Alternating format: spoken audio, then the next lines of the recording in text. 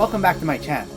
We're getting closer to the moment you've all been waiting for, which is the best of 2020, but first, we're going to talk about the worst movies of 2020. The worst movies from the worst year. Before I begin, let me know in the comments what your worst movies of 2020 were, and make sure to give this a thumbs up if you like these videos, because it helps me out immensely if you do that. Also, if you're new here and you like movies, please consider hitting that subscribe button so you can stay up to date with reviews of new releases and some classics. As a reminder, with all my list videos, this isn't meant to be a definitive ranking, just my personal list, and something that should go without saying, but I obviously haven't seen every single movie last year, so if you're wondering why something isn't listed here, either I didn't think it was as bad as everyone says it was, or I possibly missed it. But let me know in the comments what your lists are so we can discuss. And if there's something you like that I wind up listing here, it's totally okay despite whatever I say about it. It's just my opinion and we're going to disagree. That's just what happens. So let's just try to have fun with the discussions. Before we get to the top 10, let's first talk about some dishonorable mentions, which I'll list alphabetically. And they are Antebellum, a movie that attempts to recreate the feel of Jordan Peele's Get Out through its depiction of slavery, but contains none of the messaging, instead giving us an exploitative movie with nothing meaningful to say. Books of Blood, an anthology movie on Hulu based on Clive Barker's series of the same name, which gave us repetitive scenes of creepy images, but also had no character development, uninteresting stories,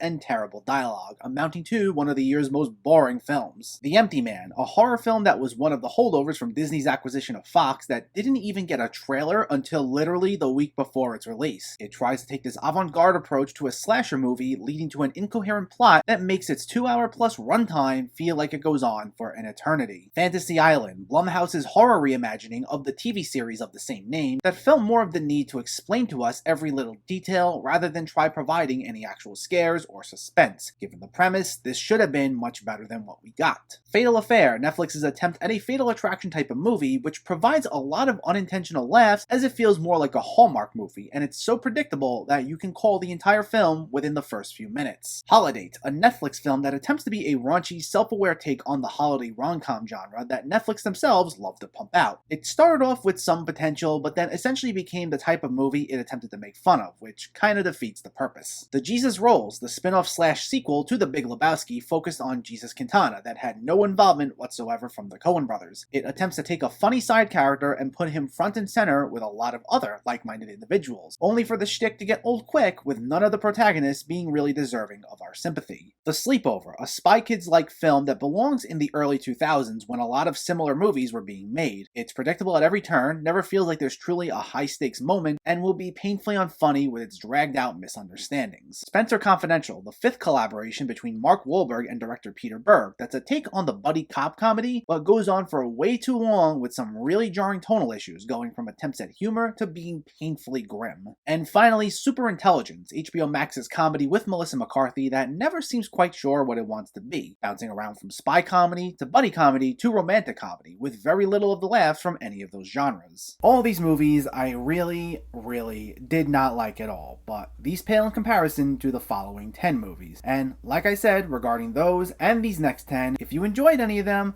great. I'm not here to discount anyone's opinion. As I said, this is just my list, and I'm happy to discuss where we disagree in the comments. So let's not waste any more time and jump right into my 10 worst movies of 2020. In 10th place is Unhinged. Karen Pistorius plays someone whose bad day is about to get worse when she exchanges words with an angry Russell Crowe at a traffic light, only to be the target of his rage throughout the rest of the day. I know this one got a little bit of praise in some circles as being this pulpy, over-the-top action thriller, but I really found this one a bit uncomfortable to sit through. I usually don't have a problem with these off-the-wall action movies, but there was just no satisfaction watching any of these scenes where Russell Crowe brutally kills these disposable characters whose entire purpose was to just get murdered in a drawn-out fashion by him. Outside of 3 characters here, everyone was an innocent person who had nothing to do with this road rage incident and would appear either for only 1 or 2 scenes, which would usually culminate with them getting killed or maimed by Crowe. It just felt gross. And even though Russell Crowe was clearly the antagonist here, I also didn't particularly care for Karen Pistorius either. From the little we saw of her before the main events kicked off, there wasn't much there to make us care for her, so it was hard to really be invested in anyone here. In 9th place is Artemis Fowl. Disney's attempt at kicking off a major new franchise based on the young adult book series of the same name. The title character is a boy genius who has to hunt down a secret society of fairies in order to find his missing father. I've never read the Artemis Fowl books. They were huge when I was growing up. I know it's supposed to be a lot of fun and it's a unique world, but this film did not do a good job by any means bringing that world to life. We get introduced to a ton of things here between the fairy world, all these creatures, this mysterious item Artemis is looking for, but none of it's explained that well at all. It attempts to present a world that needed about 2 hours or so to properly build and tries cramming it into 90 minutes. The storytelling becomes incredibly sloppy as a result, and the character development is next to non-existent. We're told repeatedly Artemis is this ridiculously smart kid, and that's the full extent of what we really know about his personality, yet we never once see him put his intelligence to use. On top of that, the action scenes are poorly choreographed, the CGI doesn't look completed, and nearly all the acting is disappointingly not all that good, despite a number of big names having prominent roles here. Kids won't comprehend this one, and adults won't have much better luck with it. Next up is Come Away, an origin story for both Peter Pan and Alice in Wonderland, reimagining them as siblings who try to escape the horrors of the real world. This should have been a lot better than it was, given the casting of David Oyelowo and Angelina Jolie as the parents, and the fact that Brenda Chapman, who was part of the creative team of many big DreamWorks and Disney hits, was on board as director. But this just did not work whatsoever. I have no issues with different takes on classic characters, and in this case, we're presented with a Pan's Labyrinth style origin story for two beloved characters. But this takes all the dark and dreary parts of Pan's Labyrinth and hones in almost exclusively on them, without providing any of the wonder and awe from escaping everything. This movie looks to constantly beat you down and just make you as sad as humanly possible, without giving us anything to make these characters compelling whatsoever. It's always incredibly grim, and any attempts a character makes at feeling happy are shot down by another character almost instantly. The trailer emphasizes the children's times in Neverland and Wonderland respectively, but it's extremely deceiving, as those are a very small portion of the film and actually feel more like an afterthought. And after I saw this, I actually needed to put on something lighthearted almost immediately after, just because I felt so down from watching it. This was easily the biggest disappointment on this list. Then we have Force of Nature. A group of thieves in Puerto Rico try pulling off a heist at an apartment complex in the middle of a hurricane, only for their plans to be complicated by two police officers who show up to evacuate everyone. This movie felt like there was a challenge to see who can be the most annoying, unlikable character here. Most of the protagonists gave us little to work with. The main character is played by Emile Hirsch, whose every line of dialogue was nothing but bitterness,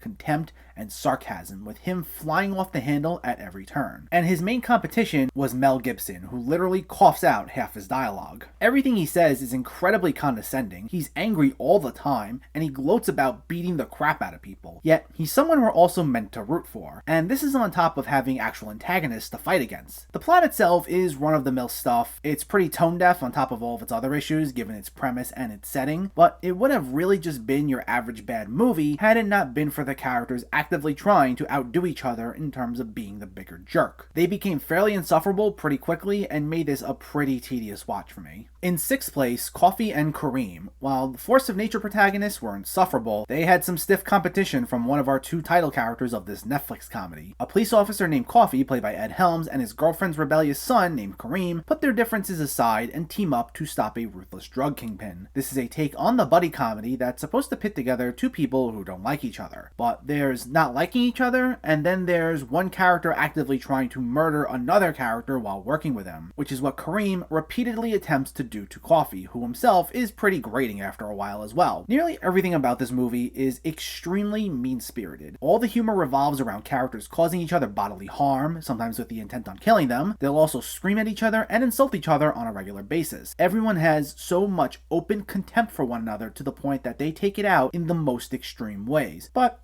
then we're expected to believe they're all just misunderstood and get along so wonderfully by the end, and I just couldn't buy that. But I felt particularly bothered watching this because about half the jokes here are extremely offensive and crude, and they're done more for the sake of being offensive, or for the sake of shock humor. Every other line in most scenes would be someone taking a really cheap shot that didn't even attempt to hide how not clever it was, and if you needed to rely on that sort of humor on a regular basis, it shows how weak your script really was. In fifth place, The Last Days of American Crime, another Netflix film, and this tries to give us a pulpy, dystopian action thriller in which a group of people attempt to escape to Canada when the US government plans to broadcast a signal making it impossible for anyone to knowingly commit a crime. This holds the distinction of getting a rare 0% on Rotten Tomatoes, and it's not hard to see why. You know the dark and dreary nature of Come Away that I mentioned earlier? Well, think that, but stretched out to nearly double the runtime. This is a 2.5 hour snooze fest that once again offers nothing but despair and depression depression, on top of the plot becoming borderline incomprehensible not too long in. There are multiple storylines going on that the film jumps back and forth to, with characters bouncing around all these different locations, and after a while, it wasn't very clear what the point to half these scenes were. Unlike Come Away, it actually does make some sporadic attempts at being fun, but the tonal shifts are so jarring and the scenes themselves are so corny that I found them laughably bad. This is on top of acting that I didn't find convincing, plus some horrendous dialogue and these torturous, dragged out action scenes that, due to the overly serious nature of the film, come off as extremely uncomfortable. If this was only an hour and a half, maybe it wouldn't have been so close to the bottom here, but 2.5 hours of this is very tedious to say the least. Coming in at number 4, The Binge. This Hulu comedy takes place at a time where all drugs and alcohol are banned except for one day a year where everyone's allowed to binge, and a group of unpopular students try making their way to a binge party only for obstacle after obstacle to get in their way. Coffee and Kareem was my winner as most mean-spirited film of the year until I saw this. This again suffers from a problem a number of movies on this list have, which is the characters are all terrible people. Everyone in this movie holds nothing but absolute contempt for everyone around them. Our main trio are a group of disliked students at school, which is a cliche we've seen I don't know how many times as it is, but what makes it worse is they barely seem to like each other. They regularly insult one another, yell at each other, crack very mean-spirited jokes at each other's expenses, and they all basically use each other as a means to just get to this party. On top of that, on their way there, it's non-stop verbal and physical abuse thrown their way at every corner. And it's all meant to be funny, but I didn't laugh once the entire time. It's all low blows done with the utmost animosity, and it drove me to needing a drink after watching it.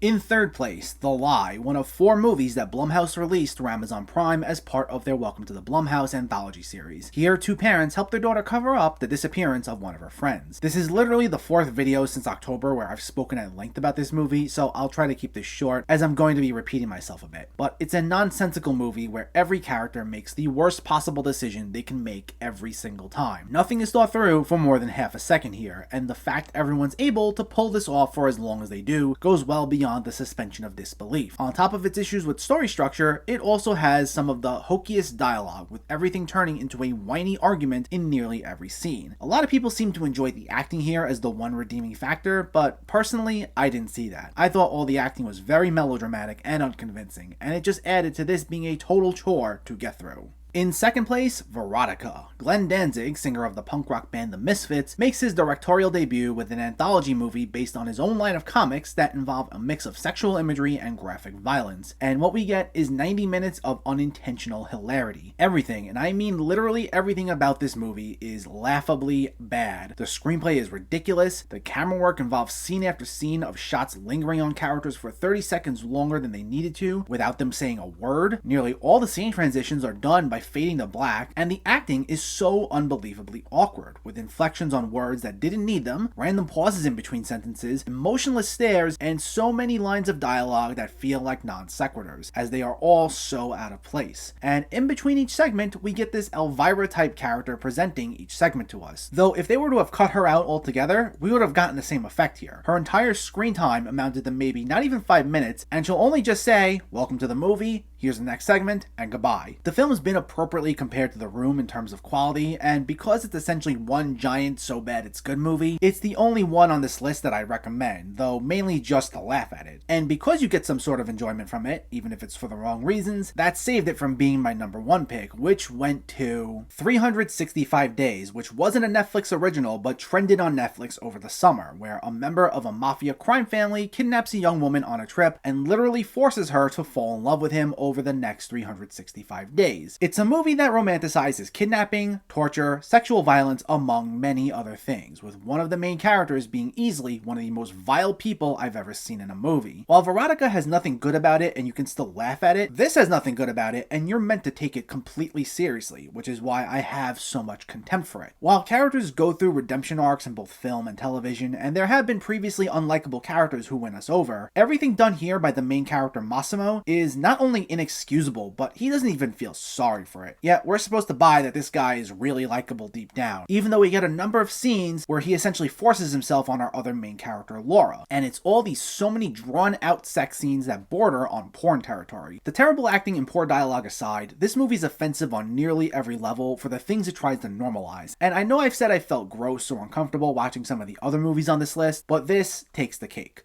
Not only the worst movie of the year, but easily one of the worst movies I've seen, period.